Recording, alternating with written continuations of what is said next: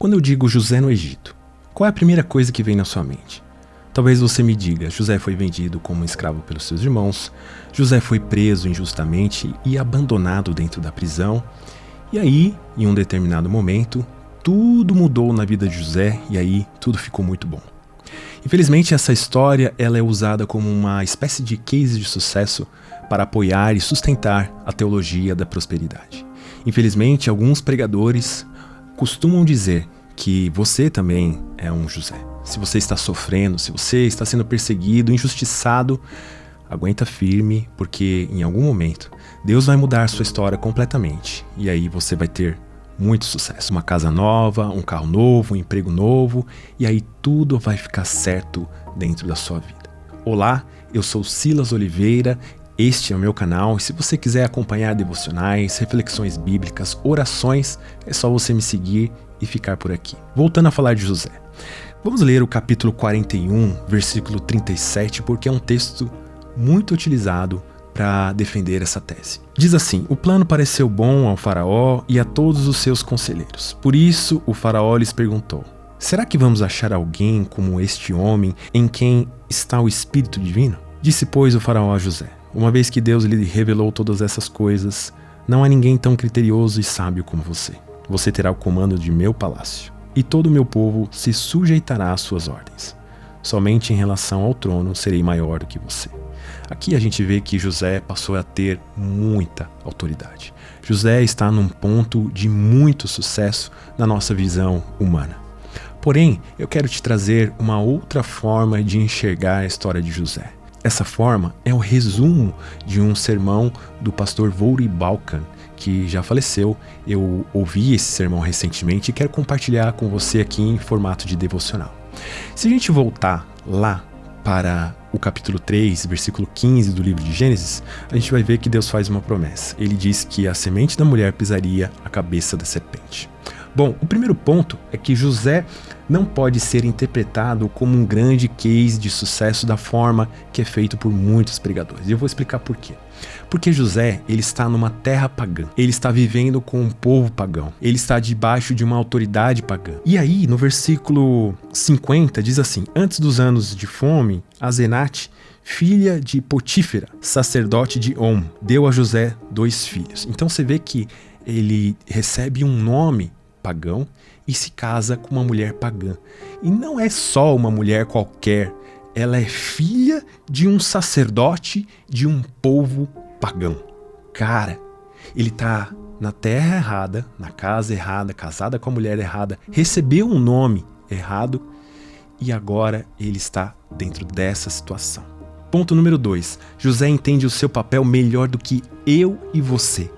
Embora a gente tenha aqui a Bíblia e a gente pode olhar de uma forma panorâmica, muito mais aberta, muito mais completa, parece que José entende sua história, sua posição, seu lugar, muito mais do que eu e você. Porque lá no versículo 50 fala que a mulher de José deu a ele 2 filhos. E aí José dá um nome a esses filhos. E olha só, ao primeiro José deu o nome de Manassés, dizendo: Deus me fez esquecer todo o meu sofrimento e toda a casa de meu pai. Olha só, é um nome hebreu. 52. Ao segundo filho chamou Efraim, dizendo: Deus me fez prosperar na terra onde tenho sofrido. Olha só, ele deu 2 nomes hebreus para os seus filhos.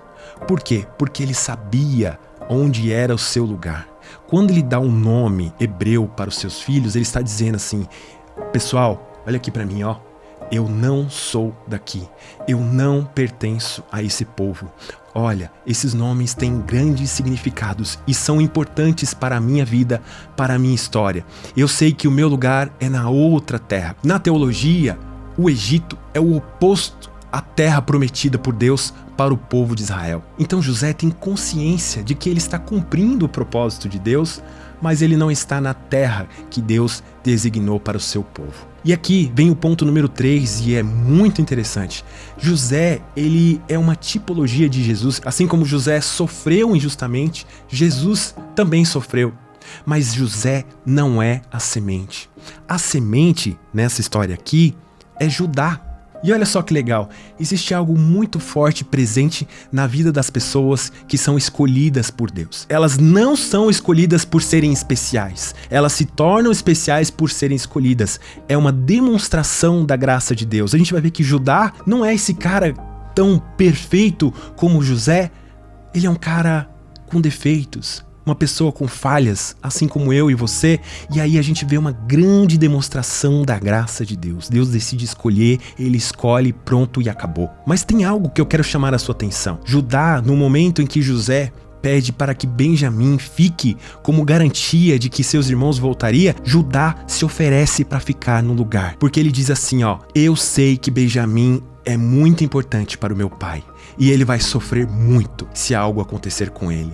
Então Judá também aponta para Jesus, porque Jesus se ofereceu em nosso lugar, assim como fez Judá. Então a gente vê no livro de Gênesis 3 palavras que você deve guardar hoje: semente, terra, pacto. Quando a gente lê o livro todo de Gênesis, a gente vê essas 3 palavras aparecerem muitas vezes. E aqui é que está a grande chave dessa história. No capítulo 45, no versículo 5, diz assim: agora, não se aflijam, nem se recriminem por terem me vendido para cá, pois foi para salvar vidas que Deus me enviou adiante de vocês. Aqui, Deus tem um propósito: manter a semente viva. A semente nessa história, nesse trecho do livro de Gênesis, é Judá. É de Judá que vem um homem chamado Davi, da linhagem de Judá. Esse homem Davi, ele também aparece na história, assim como Judá disse: olha, eu fico aqui no lugar de Benjamim. Davi faz a mesma coisa. Existe um gigante que representa uma nação que está contra Israel. E aí precisa de um homem que vai representar todo o povo de Israel. E Davi aparece e se oferece e diz: pode contar comigo.